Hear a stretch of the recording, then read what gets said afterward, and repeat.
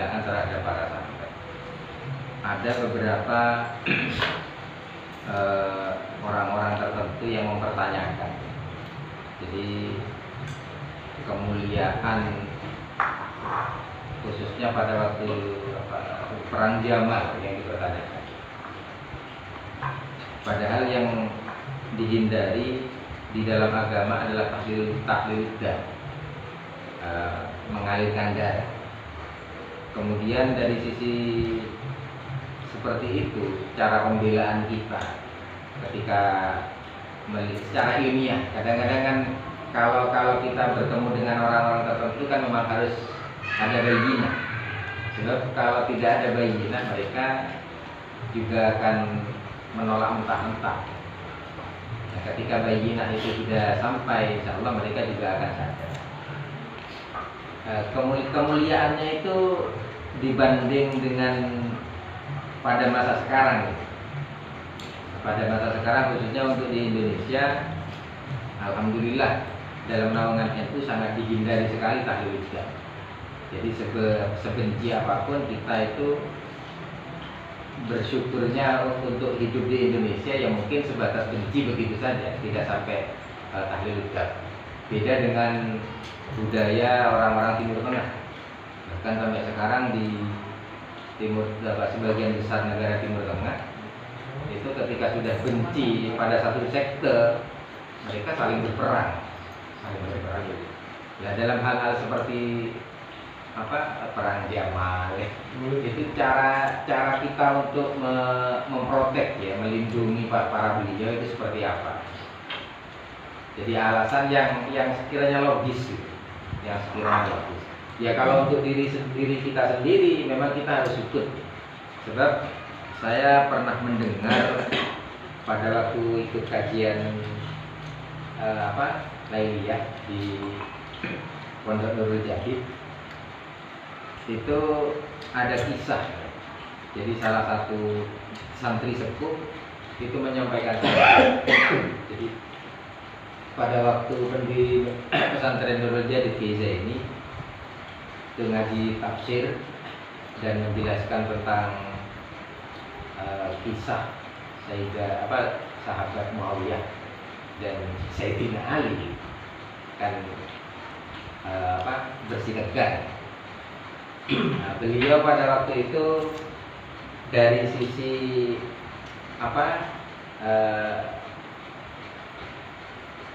mendukung, dari sisi mendukungnya lebih cenderung kepada Sayyidina Ali.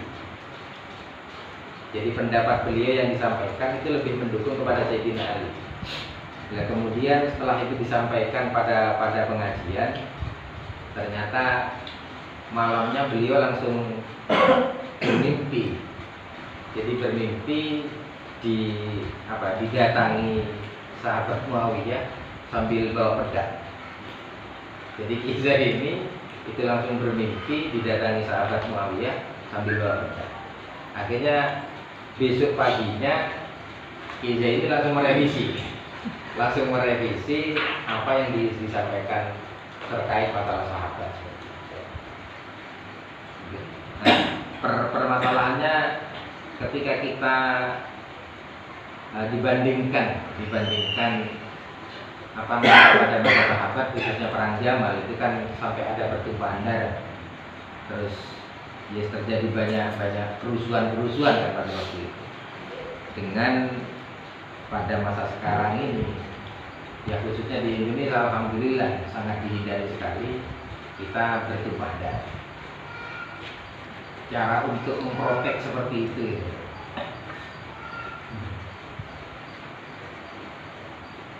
Kemudian di sini ada kata-kata ketika ada orang yang mencela para sahabat sampai vonisnya diperlakukan seperti itu. Terus bagaimana ketika kita melihat ada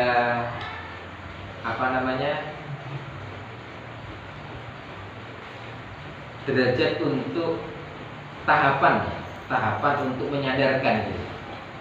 Jadi misalnya kalau sini man sabba ashabi fadribu. Jadi kalau ada orang yang sampai mencela sahabat, misalnya perintahnya langsung dipukul, itu kan seakan saya nggak paham juga ya, nggak paham juga mana sejatinya.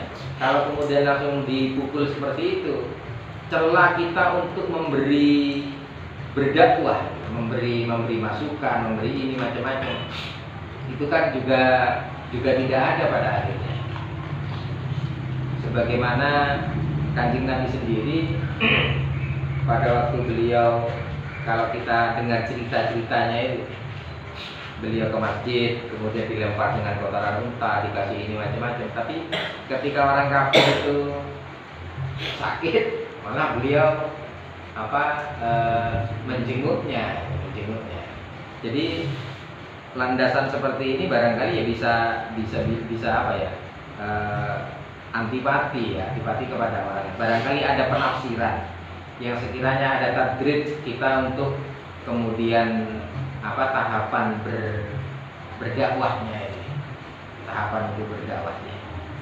Kalau ini pas ditelan mentah-mentah, yang menghina sahabat langsung dipukul, itu kan mungkin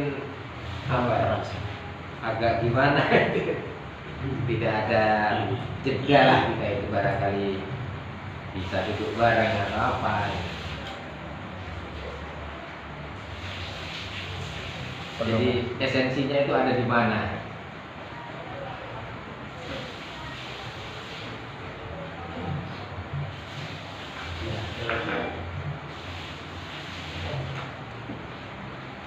Yang lain? Ya. Ini tadi sudah tentang masalah Syiah. Dalam artian Syiah itu sendiri apa? Sedangkan Syiah itu katanya ada yang mengatakan Syiah itu ya dibuat oleh orang Yahudi. Terus katanya Karena siapa? Yahudi.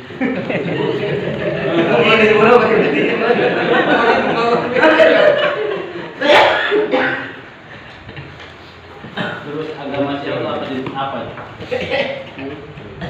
Agama Syiah itu sendiri apa?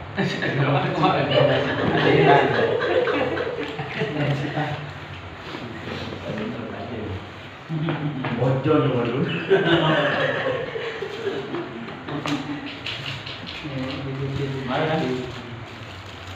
Mana syuting lah.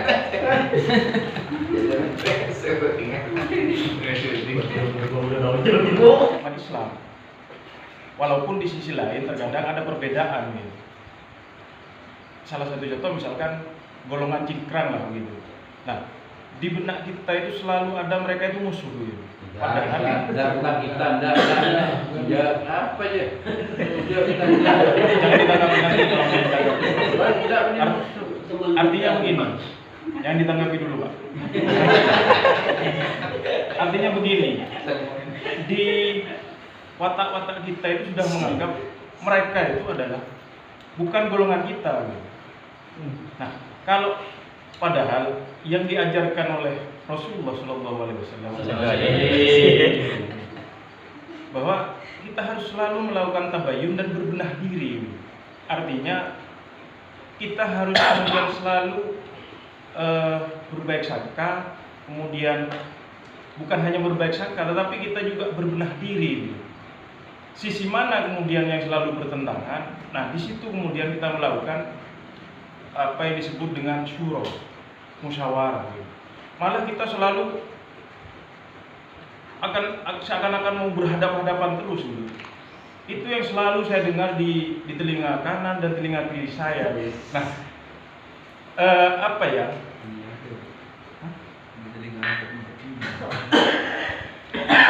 salah satu contoh ini tontonan-tontonan seperti itu bukan hanya dipraktekkan oleh kita saja, tapi mengarah kepada negara juga gitu. Salah satu contoh kasus Sambo itu dan banyak hal-hal yang lain. Walaupun konteksnya berbeda, tetapi kan apa namanya? Kopi sushi. Bukan, kalau itu kan promosi ya. Apa ya? Dulu kan pernah ada bahasa Islam itu akan terbagi menjadi beberapa golongan. Ada yang mengatakan begitu, Ustaz itu. Nah, dari situ sudah seakan-akan kita akan dikotak-kotakkan gitu. Seakan-akan akan ada golongan ini, nah, yang bahaya itu adalah apabila benih-benih kesukuan itu muncul dalam otak kita gitu. Padahal saya sangat mengakui dengan meyakini bahwa Hadratus Syekh sangat sangat menjunjung tinggi nilai-nilai Pancasila. Jadi di sini itu kan terdiri dari beberapa suku yang kalau kemudian pikiran-pikiran yang ada di teman-teman ini terus ditelurkan, nah perpecahan itu akan terjadi.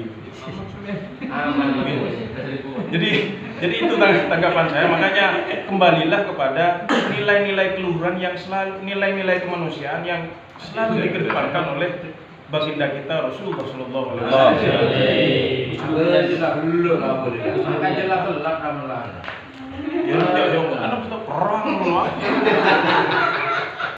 Begini, memang sejarah-sejarah menceritakan tentang konflik Sayyidina Ali dengan Sayyidina Muawiyah.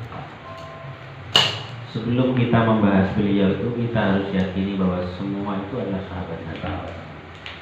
Tidak boleh pilih-pilih yang Sayyidina Ali sahabat ini, bukan, tidak boleh. Semua itu adalah sahabat Nabi, ditaruh di atas kepala kita. Tapi sebatas untuk kajian sejarah, memang juga perlu kita untuk membaca sejarah supaya tahu akar permasalahan apa yang sebenarnya terjadi. Kemudian berawal bahwa pada saat itu ketika terjadi pembunuhan Sayyidina Utsman, ini ada kabar bahwa Sayyidina Utsman ini wafat.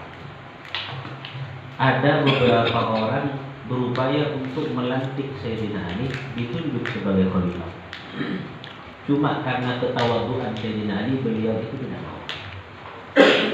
Saya belum layak untuk menjadi kepala negara.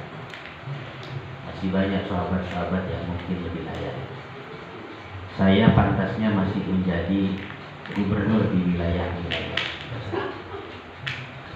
Kemudian beliau itu bermusyawarah dengan sebagian sahabat, pemuka sahabat pada saat itu, termasuk adalah Zubair bin Awwam. Ada juga di situ Sa'ad bin Abi Waqqas.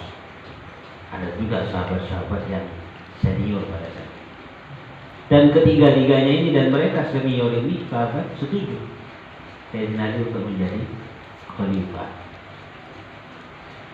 Akhirnya membaiat kepada Sayyidina Ali. Setelah mereka membaiat, ada orang-orang yang kemudian tidak mau membaiat. Di antaranya adalah Sayyidina Muawiyah bin Abi Sufyan. Dengan alasan saya mau membaiat kepada Ali asalkan Sayyidina Ali mau mentuntas habiskan kasus-kasusnya Sayyidina Utsman. Karena termasuk Sayyidina Muawiyah itu adalah orang yang pro kepada Sayyidina Utsman, pendukung Sayyidina Muawiyah. Kemudian lambat laun terus adalah pemberontakan daripada Sayyidina Muawiyah dan pengikutnya berdasarkan ijtihad daripada beliau. Ala kulli hal, kemudian memuncaklah terjadi peperangan antara kelompok daripada Sayyidina Ali dan Sayyidina Muawiyah. Yang kelompok Sayyidina Ali dan loyal kepada Sayyidina Ali itu baru dikatakan Syiah. Sempalan daripada Sayyidina Ali yang memberontak kepada Sayyidina Ali, pendukung Sayyidina Ali, itu namanya adalah Khawarij. Ini adalah kelompok Islam yang besar, harusnya besar dulu pada saat itu. Dan juga ada kelompok Muawiyah bin Abi Sufyan. Pertama, dalam mengkaji sejarah ini kita harus punya prasangka baik, husnudzon kepada para sahabat. Apa husnudzon kita? Bahwa semua itu berdasarkan ijtihad. Ulama ada yang mengatakan kebenaran ada pada pihak Ali, walaupun Sayyidina Muawiyah salah, tapi karena ijtihad tetap dapat pahala satu. Kan begitu ijtihad. Ijtihad salah dikejar. Kalau ijtihad buat benar oleh dua dia karena ijtihad, satu karena ijtihad, kedua pahalanya karena dia benar. Yang salah dapat satu.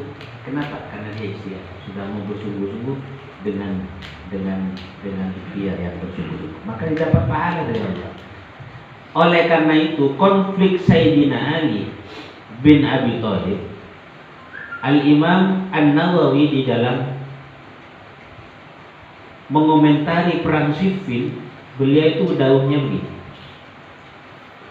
Kasus antara Sayyidina Ali dengan Sayyidina Muawiyah yang saling membunuh dan juga pengikut-pengikutnya, itu kata beliau tidak termasuk daripada hadis al-qatil wal maqtul finnar. Tidak masuk, kata beliau. Gimana mau dikatakan al-qatil wal maqtul finnar? Mereka itu ijtihad, salah saja dapat pahala, benar, apalagi benar. Jadi Imam Nawawi komentarnya seperti itu. Ini apa yang terjadi dengan Sayyidina Ali, ini tidak masuk kepada hadis dari Nabi al-qatil wal maqtul finnar. Pengikut Nabi, pengikut Sayyidina Ali membunuh pengikut Sayyidina Muawiyah. Sayyidina Muawiyah pengikutnya membunuh Sayyidina Ali, saya mati. Itu tidak masuk pada hadis al-qatil wal maqtul finnar. Saya mati dan masuk neraka. Tak masuk itu. Gimana? Ya Allah, insya Allah husnudzon kita mereka sama-sama ada di surga. Pada sahabat itu. Nah, inilah sikap kita kepada para sahabat-sahabat Nabi. Bahkan dikatakan di dalam satu hadis, pernah disinggung sangat. Lau anna ahadakum anfaqa mithla ahadin dahaban ma adraka mutta ahadihim wala nasifahu. Bagaimana asodako atau infak masak itu bisa lumut makanan, satu suap makanan itu tidak menandingi satu suap makanan para sahabat, bahkan wala nasifahu, separuh sasuap tak nyapu. Kejarannya kenapa? Derajatnya luar biasa. Nah, ini sahabat. Jadi pokoknya kita tentang masalah kasus itu, ada benar kasus itu terjadi peperangan, tumpah darah, tapi kita harus husnudzon kepada sahabat karena itu adalah ijtihad. Walaupun kita meyakini kebenaran awal Sayyidina Ali Islam, tapi yang walaupun tidak di pihak yang lain itu juga tidak salah karena ijtihad. Acara untuk memprotek mereka orang-orang supaya tidak menjadi sahabat. Bagaimana caranya? Ya kita mungkin diajak sharing saja. Kita sampaikan itu tadi, kalau mereka memang ingin menerima satu kebenaran mutlak berdasarkan hadis dan juga qaul para ulama, ya mereka akan menerima apa yang kita sampaikan. Tapi memang mereka itu ternyata bukan itu maksudnya untuk menerima kebaikan, mungkin karena faktor politik atau mungkin faktor apa di balik itu, ya itu bukan tanggung jawab kita. Lain boleh motifnya kan ini beda musuh pola nih, dana sumber dana berada burung memampu kelonjuan itu mungkinlah salah satu cara kita. Yang pentinglah kita menanamkan kepada anak cucu kita, karena pasti anak-anak kita itu nanti kan akan mondok di pesantren. Takut ada yang ahli sejarah. Ahli sejarah itu keuntungan dia. Takut tepat ahli sejarah itu kan komentar. Itu bahaya. Kalau ahli sejarah yang sebatas hanya untuk pengetahuan sejarah tidak masalah. Dan kasih pemahaman bahwa jangan sampai kamu nanti jadi sejarawan, utama sejarah Islam, jangan sampai kamu mengomentari apa yang terjadi dengan para sahabat. Harus dibimbingan itu. Tak, kok politisi lagi ya kan? Bahaya. Ya pastilah anak kita, sejarah-sejarah itu pasti akan dibaca. Sebagaimana kita sekarang membaca sejarah itu. Pertanyaan kedua, itu komentarnya Imam Nawawi di Syarah Muslim ada ya, masalah hadis Al-Qatilul Maqtul Binnar, itu komentarnya beliau bahwa apa yang terjadi antara Sayyidina Ali dan Sayyidina Muawiyah tidak masuk kepada sini. Berarti bila tak masuk itu kan berarti soal ke mereka kan. Kemudian pertanyaan kedua Syiah apa itu Syiah? Syiah itu adalah orang-orang yang punya loyalitas tinggi kepada Sayyidina Ali atau Ahlul Bait, itu namanya Syiah. Cuma Syiah itu memang kadang yang ada di Indonesia ini terkadang memang terlalu dibesar-besarkan sehingga kadang dianggap mudah untuk mengklaim bahwa itu Syiah. Nah, itu Syiah. Adapun perkembangan Syiah di Indonesia itu memang paling tidak ada 3 faktor. Di antaranya yang memicu Syiah berkembang di Indonesia itu adalah setelah terjadinya revolusi Irak. Ketika raja yang dipimpin oleh Khomeini yang telah menguasai dan mengalahkan beberapa raja-raja pada saat itu, sehingga buku-buku Syiah dicetak-cetak kemudian disebarkan dan kemudian sampai ke Indonesia. Begitu juga yang kedua faktornya adalah klaim Syiah yang kadang tidak tepat kepada sasarannya. Kadang ada yang memang seperti itu. Dan ini tidak mudah untuk, karena tidak semua Syiah itu besar. Tidak semua Syiah itu kafir. Ada juga beberapa kelompok Syiah yang memang oleh ulama tidak ada kafir. Tapi ada Syiah yang memang kadang dekat dengan kita. Seperti Syiah Zaidiyah. Itu sama dengan kita tidak? Zaidiyah. Fikihnya saja yang berbeda. Mereka menggunakan fikih Zaidi. Fikihnya Imam Zaid bin Ali Zaid. Di Yaman banyak Syiah Zaidi. Yaman. Jadi intinya Syiah itu memang kita perlu kadang mengkaji apa itu Syiah, mahya Syiah wa ma'adrakum dan bagaimana itu gerak-geriknya Syiah dan sikapnya Syiah itu bagaimana. Selama Syiah itu yang modern, kan Syiah itu ada yang juga takfiri. Sebagaimana orang-orang Wahabi ada yang takfiri. Kalau Syiah yang takfiri, maka kita harus mengatasi mereka karena dia takfirnya, karena menganggap kita ini kafir. Ketika mereka itu kita ini tidak sesuai dengan mereka, kita tidak kafir. Karena yang tidak termasuk Syiah Imamiyah. Kalau kita tidak mengiman kepada imamnya mereka yang maksum seperti bagaimana Nabi, seperti Imam Abu Bakar, kemudian imam siapapun dari imam-imam mereka yang Ithna Asyariyah itu, yang imam 12, kan dianggap mereleh mereka, kita adalah kafir. Kenapa? Karena tidak sesuai dengan syarat iman. Yang mengimani imam-imam mereka bagaimana mereka iman kepada mereka. Dan itu sampai mempengaruhi kepada cara ibadahnya dan cara syahadatnya ada juga. Cara syahadatnya, cara ibadahnya itu juga ada. Makanya hal yang seperti ini juga adalah jelas sesat dan menyesatkan, atau bisa jadi termasuk kafir.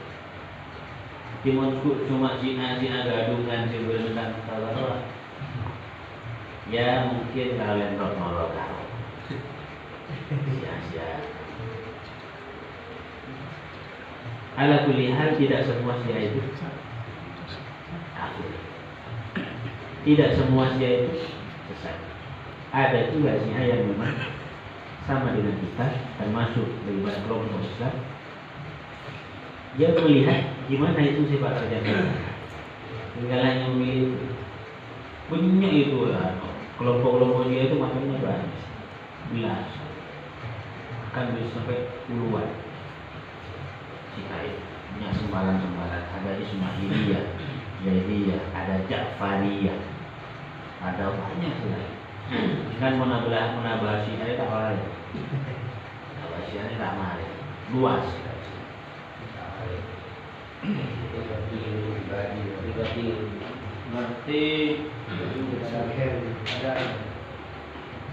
Berarti hubungannya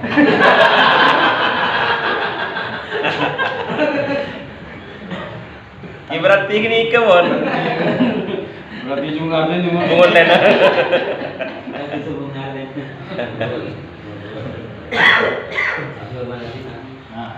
Di Sidodiri itu sudah membuat buku ini.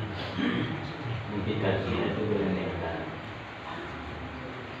atau mungkin kasihan itu dalam buku putih itu yang mengomentari bukunya itu dibaca, maka kita akan banyak sekali pengetahuan tentang Syiah, tentang akidahnya, tentang nafan itu ada semua penjelasan dengan jelas. Mau bagaimana akan belum nanti dibaca itu tebel namanya. Insya Allah mau sampai hatam kan adalah wawasan tentang Syiah. Terjemahan buku memang bukan kita buku. Mungkin kasih adalah buku. Itu komentar atas bukunya Quraisy yang mungkin kasih itu bergandengan tangan. Itu sangat berbeda dua buku itu. Maka ngobangin buku Quraisy pas ngobangin buku Sidodiri. Kemudian saya guru harus mau bagi biar tahu.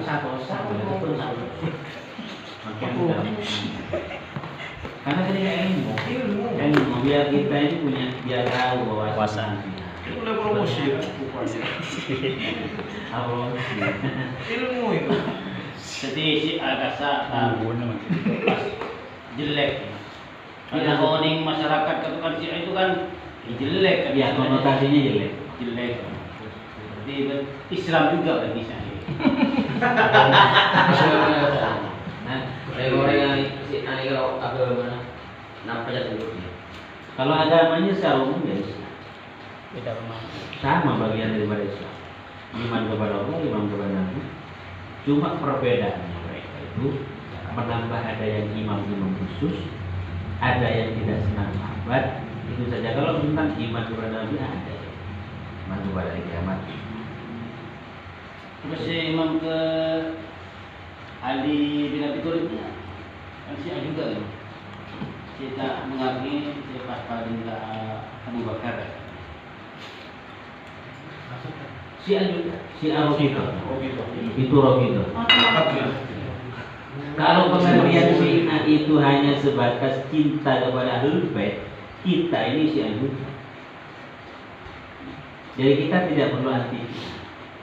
Kalau mengatakan itu Syiah, kenapa Syiah?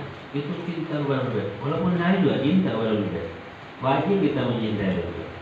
Tapi saya Syiah juga. Cuma Syiahnya yang mana? Syiahnya yang mana? Apa yang Ismailiyah? Apa yang Rafidah? Apa yang Isna Asyariyah? Ada Zaidiyah dan sebagainya. Kan benar-benar. Kalau Syiahnya positif. Ada yang Syiah untuk Muawiyah itu. itu. Ada Syiah Muawiyah di Konraden. Yang mau itu Syiah Muawiyah. Tidak lagi ada timun Nabi peka Syiah kata Syiah apa? Syiah banyak. Berapa puluhan. Syiah yang mana kan? banyak variannya kan. Varian yang mana kan? Ini tadi itu Ustaz, disebutkan Syiah yang sesat. Oh gitu. Termasuk ini kan, yang paling ekstrim karena disebutkan langsung oleh beliau adalah Profito. Mungkin contohnya itu yang beredar di video, Syiah yang merayakan hari Karbala yang memukul dirinya sampai luka itu, apa itu yang musuhan kafir? Itu bagian daripada ajaran, termasuk ajaran syariatnya. Sampai gerak-gerak, ya, sampai memukul dirinya sendiri. Bukan tanah kerak. Ya ada yang seperti itu. Menimbulkan darah. Tapi di video di ini kan tengahnya Pak, di video itu Karena itu termasuk sampai luka. apa namanya Berdarah. meratapi pada saat kejadian di Karbala. Ya, secara kalau esensi daripada kita ini meratapi bagian daripada ajaran Syiah, kita juga sebenarnya juga diajarkan untuk meratap kepada sana. Kenapa? Yang dibunuh adalah anak cucu Nabi Muhammad. Cuma secara pelaksanaan bentuk daripada ajaran itu kita yang berbeda. Foto mukul kita bulat di apa kan? Ini yang kita tidak sama dengan mereka. Orang ada ini. Pertama Pak contoh sapi Pak, jadi kita pada apa? Kalau soal masalah kita ini juga merasa sedih terhadap kejadian di Karbala, ya kita juga perlu merasakan sedih sebab itu adalah tujuan. Bahkan ada yang mengatakan ulama, siapa yang senang dan bahagia berhura-hura di bulan di Asyura, maka itu adalah surat dan makanan. Jadi Asyura padahal pada saat itu tragedi pembunuhan anak cucu Nabi Muhammad. Kalau unjuk kan termasuk hura-hura, unjuk dan leng-leng. Muharram ya. Bukan Soro gitu. Tanggal Muharram. Bukan tanggal 1. Tapi kan bulan Soro kan. Enggak permusuhan gitu. Nah, di tanggal sebelumnya Bukan Asyura. yang sebelumnya. Sampai setahun. Makanya di Asyura itu kan oleh ulama dikasih amalan. Kami agak gerah aja, tengah dibodoh. Amalan apa ya puasa? Tahu lah. Tahu si mulia kan? Kan di Asyura salah satu yang dianjurkan kan tahu si mulia. Tahu sudah. Itu Apa kan apa jadi? Apa jadi? Senang-senang ya. Nambahin jatah nafkah kepada istri. apa ndak termasuk berboya-boya? Ya, maksudnya itu hanya menyenangkan istri saja, bukan bergoyah-goyahan, berhura-hura kemudian kita apa namanya tidak memberikan waktu untuk meratapi apa yang terjadi di Karbala pada tanggal itu. Kalau tausiatul iyal itu memang dari pihak kita untuk menambah jatah nafkah keluarga di Asyura. Biasanya kan goreng, umpama telur, sate, gulai kan mereka nyaman tausiatul iyal. Tapi kan bunga, kisah senang ya. Benih pakai orang yang biasanya kan goreng mau ngambil bujo umpama kan jadi ya meratapi niat anu umpama boleh meratapi Karbala akan didukung.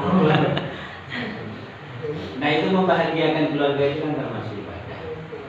Maksudnya di situ adalah kesenangan yang mungkin sampai berbagi terhadap apa namanya hura-hura lah, sifatnya hura-hura. Ada sebagian ulama yang seperti itu. Tapi sebenarnya ya bebas-bebas saja kita berekspresi kapan saja, yang penting kita bahagia, senang. Nah, cuma ulama ada yang hati-hati. Takut kenapa? Karena pada saat itu tragedi yang membuat Nabi itu susah. Tragedi yang pada saat itu Nabi sudah tahu bahwa cucunya nanti itu akan dibunuh. Jadi maksudnya nanti akan dibunuh. Kenapa? Karena sudah ada informasi dari Allah. Makanya selalu ini cucuku nanti yang nasibnya akan tragis, akan dibunuh. Selalu bilang oh ini Nabi Muhammad, cucunya nanti akan dibunuh. Tidak hanya sekedar dibunuh, kepalanya dibungkus. Pas kepalanya ditaruh di tombak di atas tombak. Bahkan ada yang mengatakan ditendang-tendang. Bahkan sampai ada yang mengatakan sepak bola itu bagian daripada kebencian terhadap itu. Tapi ya keluarkan. Jadi penting niatan itu sepak bola kan itu. Tapi itu yang mengatakan menilai dia. Dari mana?